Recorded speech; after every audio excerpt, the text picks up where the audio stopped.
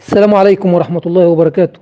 نسأل الله يا رب يكون الجميع في خير وفي نعمة وفي أفضل الأحوال، اللهم آمين يا رب العالمين. إن شاء الله الدرس الثاني يا إخواننا، الله يبارك فيكم، وهو المختص بضغط النحل. تمام.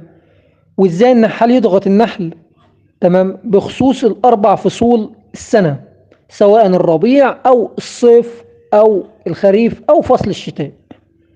طبعا نتمنى طبعا من الإخوة اللي ما اشتركوش معانا يشتركوا معانا في القناة، لعل إن شاء الرحمن لما يتم نشر أي فيديو يوصل إشعار. وطبعا لو فيه بعض الأصدقاء اللي كانوا متابعين معانا في القناة الأولى على دراية مثلا بيبقى أحد الأصدقاء، نتمنى يشارك له الفيديو أو يشارك له الرابط أو يرسل له أو يعرفه، لعل يكون عنده العلم اللي هو موجود معانا، لأن في بعض الإخوان لسه في القناة الأولى ربما يكون ما عندهمش علم اللي احنا عملنا القناة البديلة دي.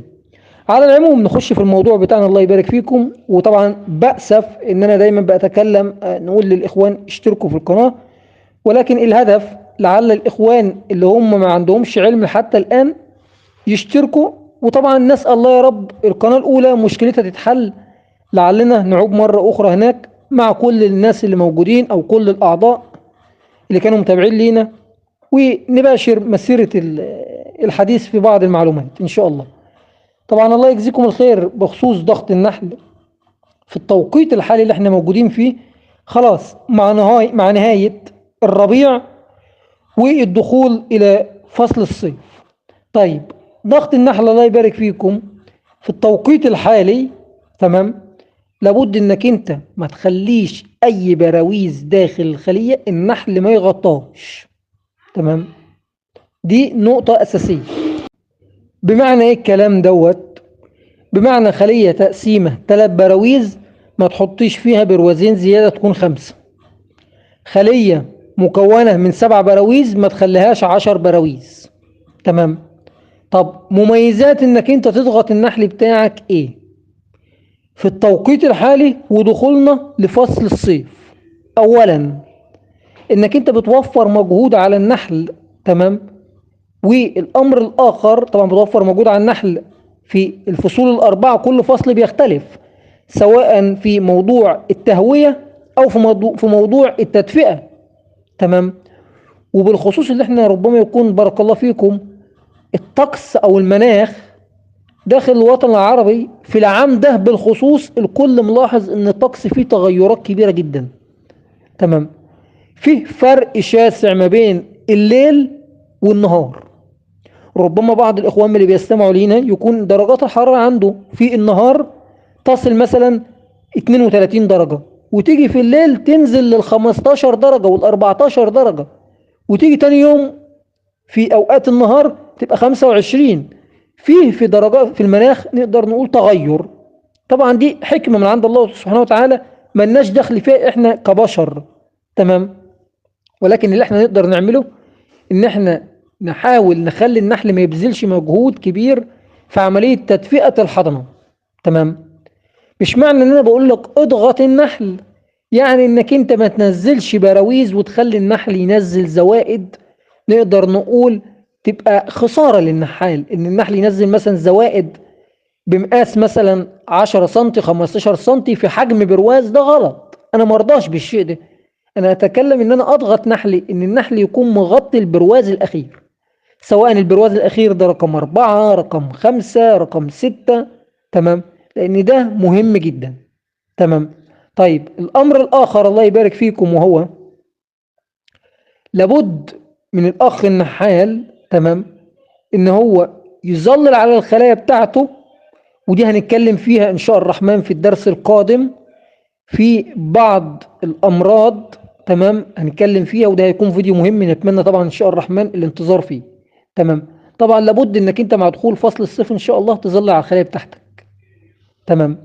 اضغط نحلك فقط على، لو انت بتجيش نحل اضغط نحلك فقط على براويز خبز النحل او حبوب اللقاح اللي موجوده في الخليه، براويز المخزون من العسل اللي هو التغذيه السكريه.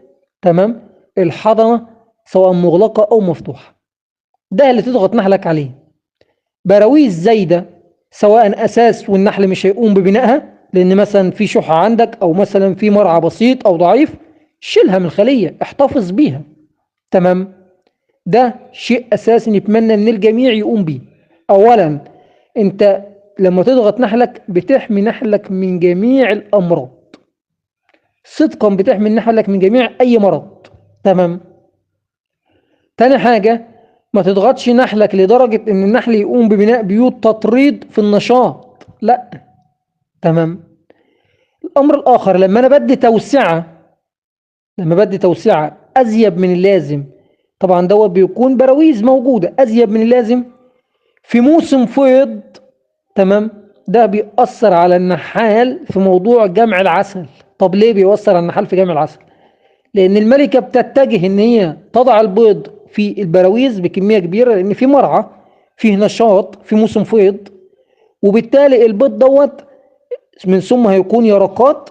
تمام. والنحل هيستهلك كمية كبيرة من الرحيق اللي هيجي من الخارج علشان تغذية اليرقات دي.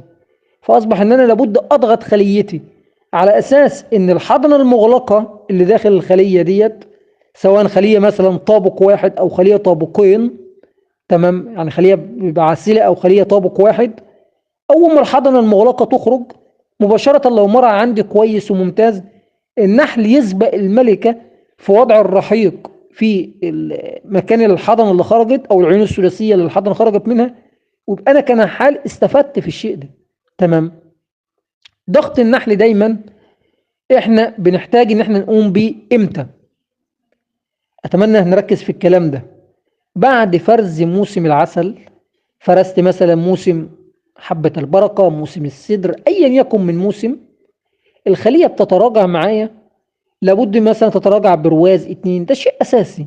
يعني خلية مثلا 10 براويز، خلية 10 براويز، لما اجي افرز منها العسل ممكن توصل معايا 8 براويز، ممكن توصل معايا 9 براويز.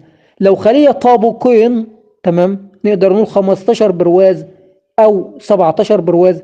بعد ما انا بفرز العسل ممكن الخلية الطابقين ديت اشيل منها 5 و6 براويز، لان بيكون دايما العاسلة اللي في الاعلى كلها اطارات مليانة عسل، طبعا لو موسم ممتاز. وبالتالي الحضنة لما بتتأثر او بتتراجع شوية بعد فرز العسل النحل بيقل او الكثافة النحلية بتقل. فانا عاوز اشغل الخلية مرة اخرى وابتدي اجيش استعدادا للموسم القادم، يبقى لازم بعد ما افرز العسل او بعد ما اجني العسل، عملية جني العسل، اضغط الخلية بتاعتي.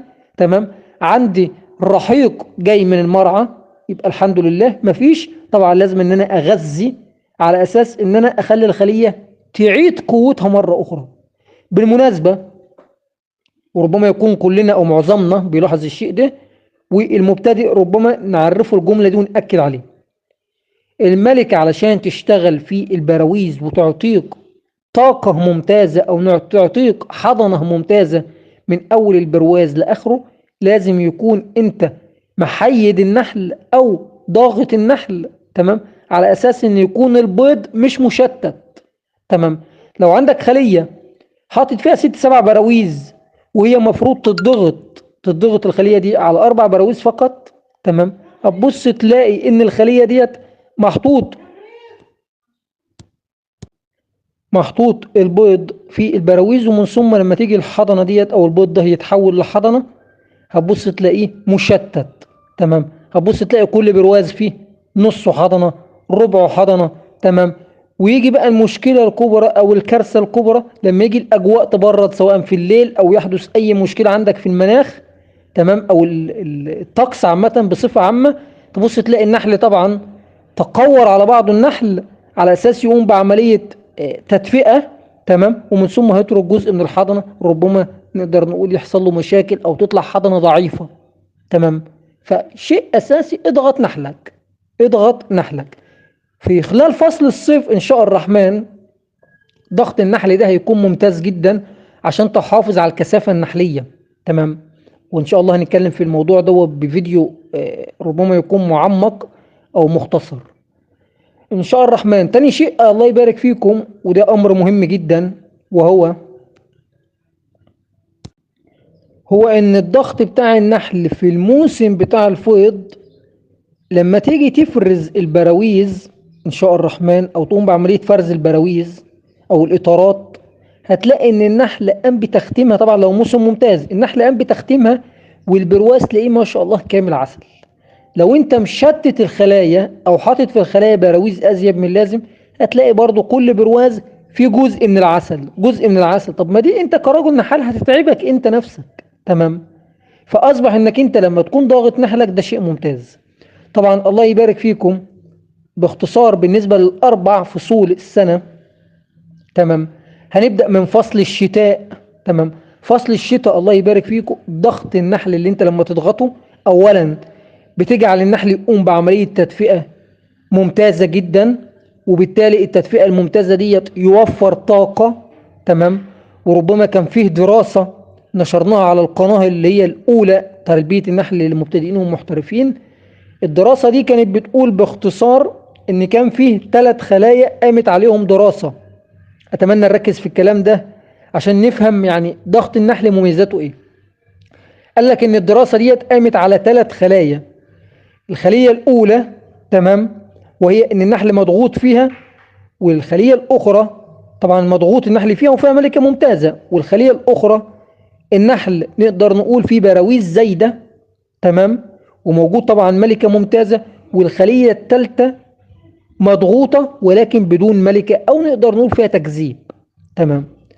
الدراسة كانت بتقول إن أفضل خلية عبرت فصل الشتاء ودرجات الحرارة كانت شغالات، أو النحل ضابط درجات الحرارة داخل الخلية، اللي هي الخلية اللي كانت موجودة فيها ملكة وموجودة فيها نحل مضغوط أو براويز مضغوطة. تمام. قال لك إن الخلية دي عبرت الشتاء طبعا بدون أي أمراض وبدون أي مشاكل، وإن المخزون بتاعها كان نقدر نقول مكفي احتياجات النحل. والخلية اللي انهارت خلال فصل الشتاء الخلية اللي كان فيها تكذيب. تمام. والخلية نقدر نقول اللي احتاجت عند منتصف الشتاء، منتصف فصل الشتاء، احتاجت كمية كبيرة من المخزون اللي هي كان فيها ملكة ولكن مش مضغوطة. تمام. الدراسة دي كان تم عملها في جمهورية مصر العربية من أحد الدكاترة داخل مصر، ونقدر نقول ده اللي احنا بنشاهده على أرض الواقع. لما بنيجي نقوم بعملية التشتية بنشاهد الشيء ده على أرض الواقع. بالنسبة لفصل الربيع الله يبارك فيكم، اللي ربما يكون احنا خلاص على مقربة من انتهائه. تمام. فصل الربيع ربما يكون أجواء نقدر نقول ما بتكونش مستقرة. الأجواء ما بتكونش مستقرة شوية، مثلا فيه طقس سيء، ربما طقس معتدل، أجواء كويسة، أمطار، ما شابه ذلك. تمام. كذلك المراعي ربما يكون مراعي ما شاء الله ممتازة، ساعات في بعض الأماكن بيكون مراعي مش ممتازة. تمام. احنا بنخلينا شغالين برضو على نفس المبدأ، بنضغط الخلايا، ولكن لما بنلاقي فيه تحسن في الأجواء وتحسن في المراعي بنبتدي نعمل توسعة، ولكن نقدر نقول توسعة حسب احتياج النحل. الجملة دي مهمة جدا، لابد النحال يعمل عليها. لما النحال يعمل توسعة حسب احتياج النحل. بمعنى خلي عينك كرجل نحال هي ميزانك. تمام. النحل أو الخلية محتاجة برواز، لأن في الداخل 3 أو 4 براويز من الحضنة، والحضنة دي على وشك الخروج. معنى كده ان الخلايا ديت ما شاء الله هتاخد مني برواز، هتاخد مني بروازين. تمام. والنحل يقوم بعملية بنائهم، ومن ثم تضع فيهم الملكة البيض ويحدث توسع. تمام. ده اللي احنا بنقول عليه عينك ميزانك. تمام. طب خلية الاخ النحال قاعد يديها تغذية سكرية بقى فيها بروازين و3 عسل من التغذية السكرية. تمام. هل دي اديها توسعة؟ للأسف ده نقدر نقول بيعمل أو شغال بعمل خطأ، إن هو جاعل في الخلية أو مخلي الخلية فيها مخزون من التغذية السكرية أزيد من لازم، بيضيق على الملكة. تمام. وده أمر خطأ. تمام. وأكيد احنا اتكلمنا قبل كده في الموضوع ده، فعشان ما نطولش في الموضوع، والموضوع ربما يعني احنا بنحاول نعمل فيديوهات قصيرة. تمام. ضغط النحل الله يبارك فيكم في الأربع فصول. تمام. طبعا فصل الصيف لابد تضغط نحلك زي ما احنا قلنا علشان توفر نقدر نقول التهوية، وبالخصوص لو عندك بعض أعداء النحل هيظهروا في الصيف زي الدبور، سواء الدبور الأصفر أو الدبور الأحمر أو أي أعداء للنحل، أو حتى خنفساء النحل اللي هتيجي عشان ممكن تخش الخلايا اللي بيكون فيها عسل أو في موسم الفيض. تمام. لابد يكون ضاغط نحلك عشان تقدر تقاوم بعض الحاجات دي. طبعا بالنسبة للخنفساء النحل الله يبارك فيكم. معرفش هل انتوا بتسموها ايه في بلدانكم، كل بلد لها مسمى معين يعني. هي ربما يكون مشتهرة جدا الخنفساء ديت في اليمن وبعض البلدان في شمال افريقيا. تمام. الله يبارك فيكم. انا كلمت بعض الاصدقاء ودايما يعني هو نصحني صراحة بالموضوع دوت، على الرغم ان انا ما عنديش خنفساء النحل دي، ان يتم وضع قطعة من الحاجز الملكي تتحط على فتحة السروح. تمام.